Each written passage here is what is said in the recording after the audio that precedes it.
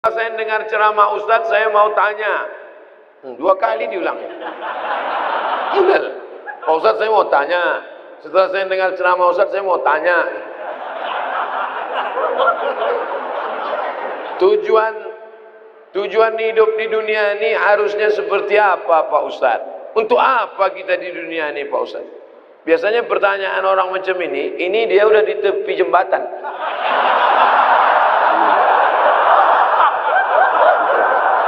Untuk apa hidup? Udah streaming. Untuk apa hidup ini?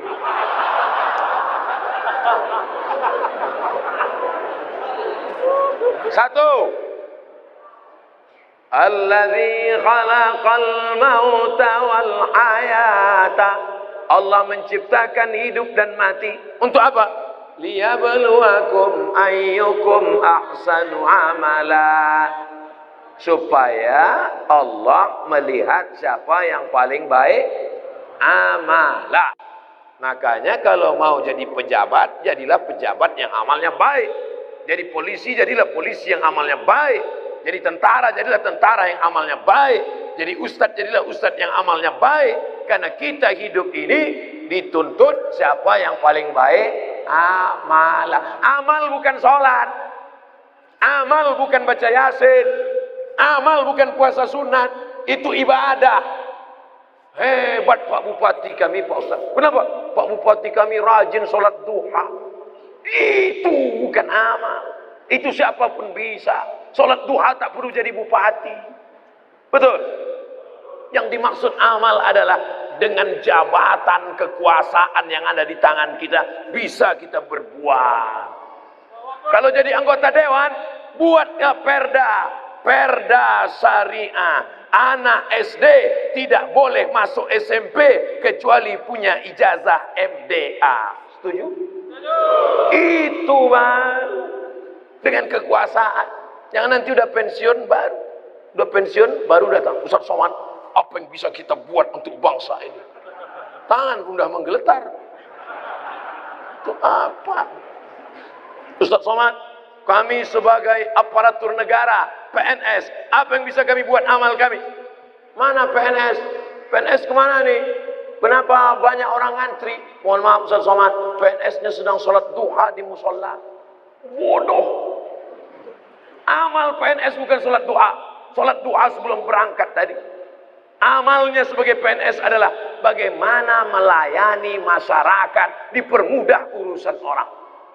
Urusan KTP Anda masukkan pagi, selesai sore, dikirim melalui pos. Bisa apa tak bisa? Bisa.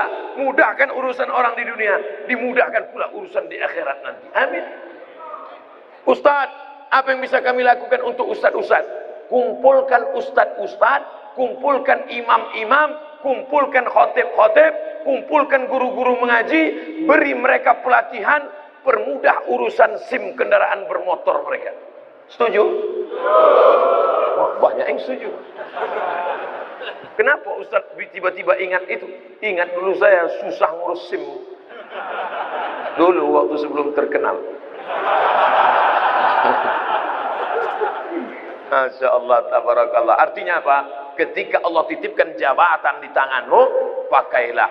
Ayyukum ahsanu amala. Ustaz, kami ini masih mahasiswa, masih sekolah. Lalu amal kami apa? Kau senangkan saja hati orang tuamu, pulang ke rumah, ayah, emak, ini transkrip nilai, mak. Nih. Berapa IP kau nak?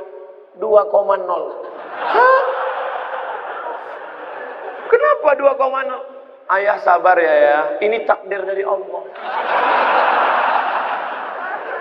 Anak hantu.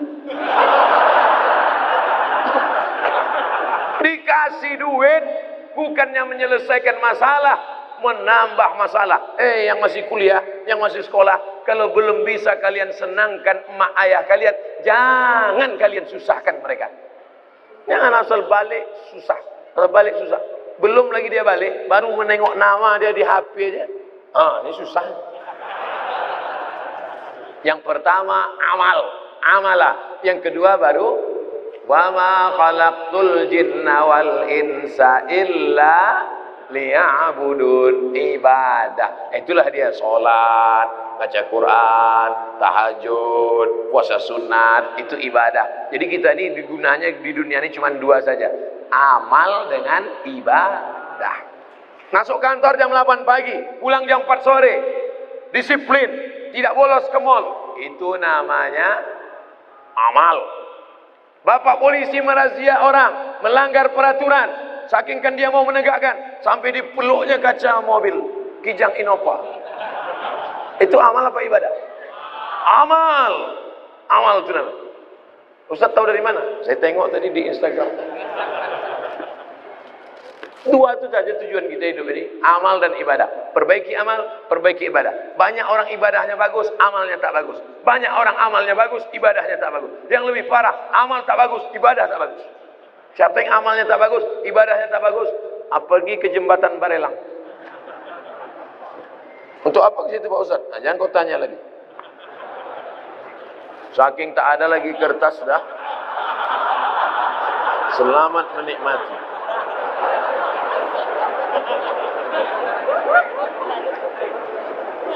Apakah azab hanya ada untuk orang yang sudah meninggal saja?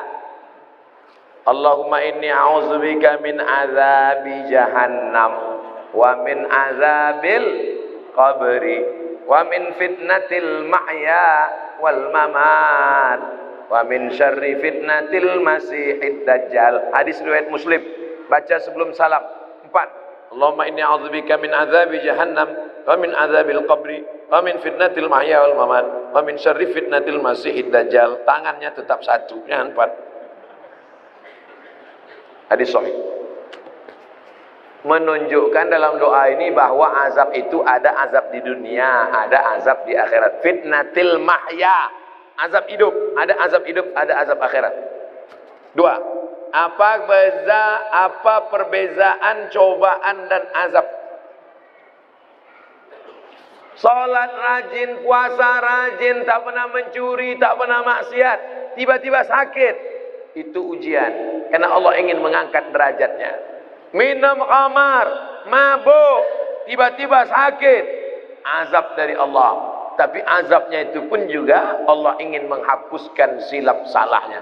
Makanya kalau ada orang sakit, ada 3 kemungkinan. Pertama, azab karena balasan atas dosa-dosanya, tapi di balik azab itu juga ada rahmat supaya dosanya hilang.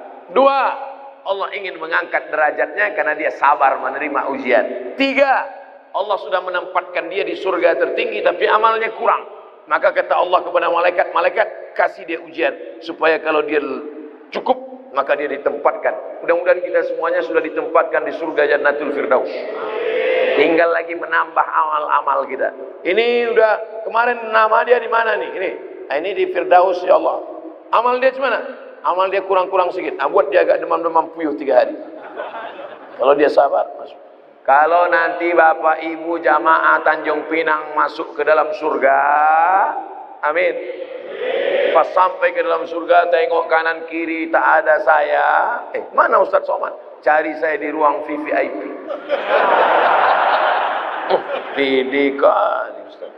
Orang Islam mesti pede. Yang ngajarkan dia pede Nabi. Man qala la ilaha illallah Muhammadur Rasulullah dakhalal jannah. Siapa yang mengucapkan la ilaha illallah Muhammadur Rasulullah dakhalal jannah, masuk surga.